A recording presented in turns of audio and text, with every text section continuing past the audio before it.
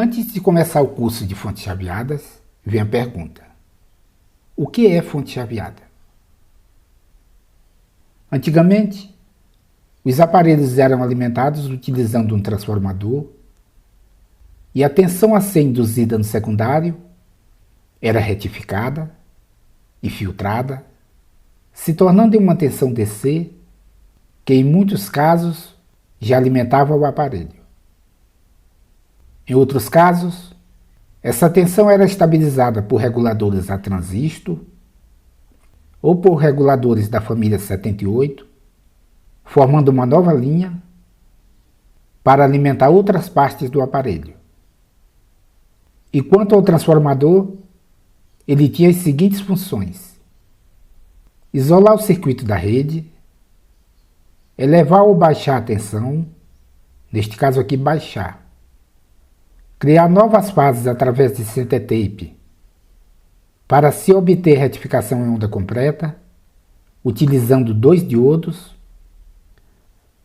ou até mesmo criar novas linhas de alimentação através de enrolamentos independentes, também podendo obter retificação em onda completa, utilizando 4 diodos ligados em ponte.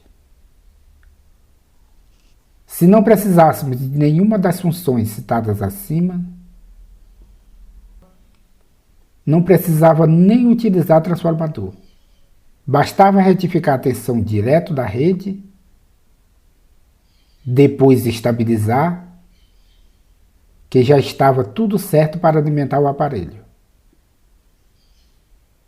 Este tipo de fonte é conhecido como fonte linear e não exige muito conhecimento em eletrônica para fazer manutenção. Mas repare que este tipo de fonte não tem muita eficiência não. Ou seja, ela desperdiça muita energia. Por exemplo, quando a tensão é reduzida, seja através de reguladores a transistor ou reguladores integrados, a diferença é toda desperdiçada em forma de calor. Foi a partir de então que as fontes chaveadas, aos poucos, começaram a se popularizar, chegando aos dias de hoje, onde praticamente todos os aparelhos eletrônicos são alimentados por fontes chaveadas. As fontes chaveadas podem chegar até 95% de eficiência, coisa impensável quando se trata de fonte linear. As fontes chaveadas são menores, são mais leves, porém são ruidosas e ainda exigem muito mais conhecimento em eletrônica para fazer manutenção. Mas por que as fontes chaveadas são menores, mais leves e ainda têm alta eficiência se comparada com as fontes lineares? O segredo está no modo de operação do transistor. Nas fontes lineares, o transistor trabalha conduzindo. Nas fontes chaveadas, o transistor trabalha chaveando. Daí o nome fonte chaveada. Quando um transistor trabalha conduzindo, ou na região ativa, há uma queda de tensão sobre ele e ainda circula uma corrente bem alta. Vai depender da carga que a fonte alimenta. E assim acaba aquecendo, gerando uma grande perda. Quando o transistor trabalha chaveando ou comutando, quase não há perdas. Isso porque ou o transistor vai estar saturado ou vai estar cortado. Quando um transistor está cortado, a tensão sobre ele é muito alta, mas em compensação não circula corrente. Quando um transistor está saturado, a corrente que circula por ele é muito alta, mas em compensação, a queda de tensão é muito baixa, próximo de zero. Então, nessas duas ocasiões, praticamente não há perdas. Onde há algumas perdas, mas não muito significante, é quando o transistor está saturando e quando o transistor está cortando. Então, o que é fonte chaveada? Fonte chaveada é um tipo de fonte de alimentação que transforma a energia da tomada em uma tensão maior, igual ou menor e ainda estável, ligando e desligando a corrente muito rápido para fazer isso com mais eficiência e menos aquecimento. Para a nossa segurança contra choque elétrico, antes de manusear uma fonte chaveada, precisamos tirar da tomada, descarregar o maior capacitor da fonte. O descarregador pode ser implementado de diversas formas, entre as quais podemos utilizar uma lâmpada halógena ou incandescente, ou até mesmo um ferro de solda. Agora sim, podemos pegar na placa sem risco de choques. As fontes chaveadas de baixa e média potência têm praticamente a mesma estrutura, como veremos agora. Nesta fonte, entra a tensão AC da rede através do cabo de força e depois do fusível e do filtro EMI, que não estão representados neste diagrama. Alimenta a ponte retificadora. Na saída da ponte, a tensão é filtrada por este capacitor, se tornando em uma tensão DC. Essa tensão alimenta o primário do transformador, que alimenta o dreno do MOSFET.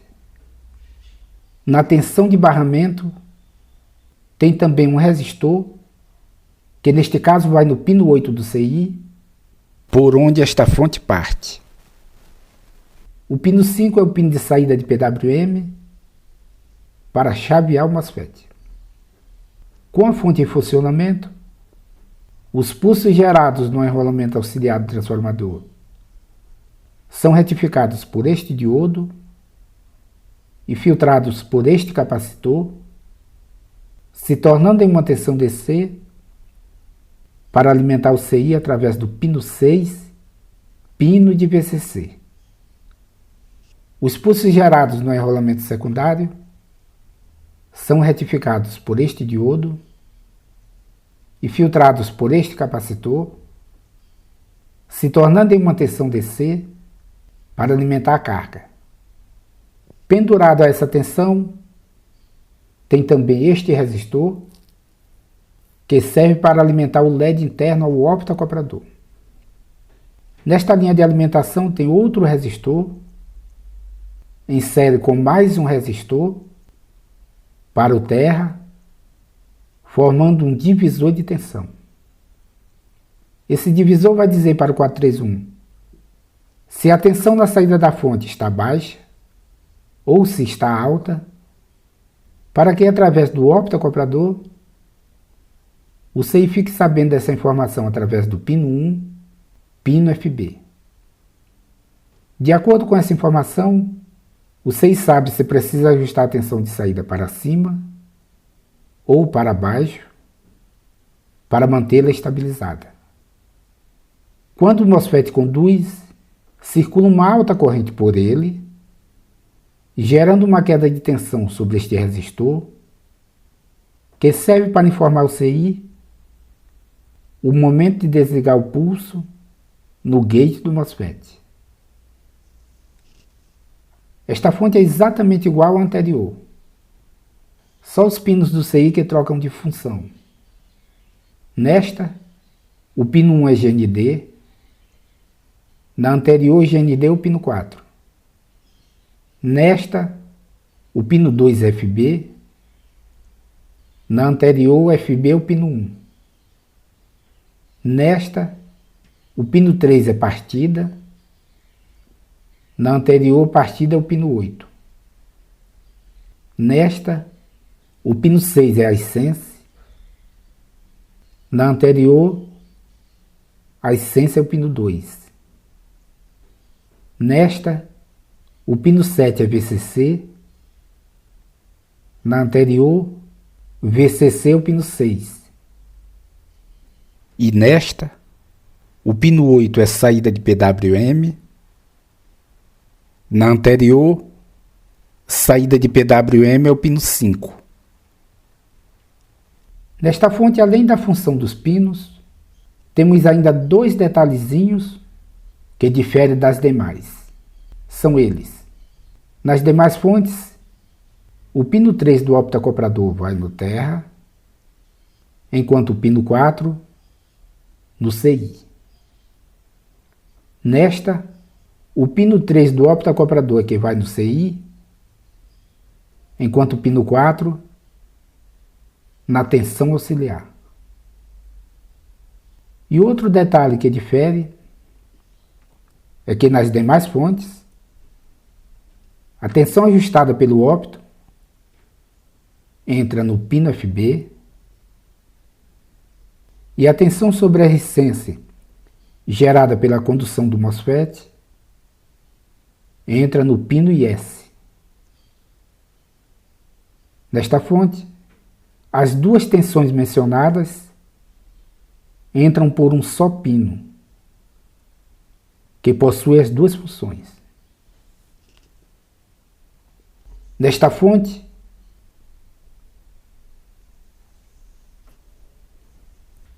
o CI não possui um pino de partida como as demais. Veja que o resistor de partida vai no pino de VCC, por onde esta fonte parte. E também exemplo da fonte anterior, o pino 3 do ópto vai no CI e o pino 4 na tensão auxiliar. Mas o que difere mesmo das demais fontes até agora é que o primário do trafo vai direto a um pino do CI.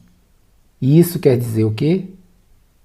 Que neste caso o pino 2 é o dreno do MOSFET que está interno ao CI. E finalmente nesta fonte, tirando da função dos pinos, tudo é igual ao anterior, menos um pequeno detalhe. Cadê o resistor de partida? Não tem. Não tem porque esta fonte parte pelo pino de dreno. Existe ainda a fonte que, além de partir pelo pino de dreno, o CI continua sendo alimentado por esse pino. Nesse caso, nem enrolamento auxiliar possui. Isso porque não precisa. Assim como existe fonte que nem malha de feedback possui. O CI monitora a tensão para fazer o controle, aqui no primário mesmo, através da tensão auxiliar. Só que se tratando de análise de defeitos, não muda. É igual para todas as fontes citadas acima.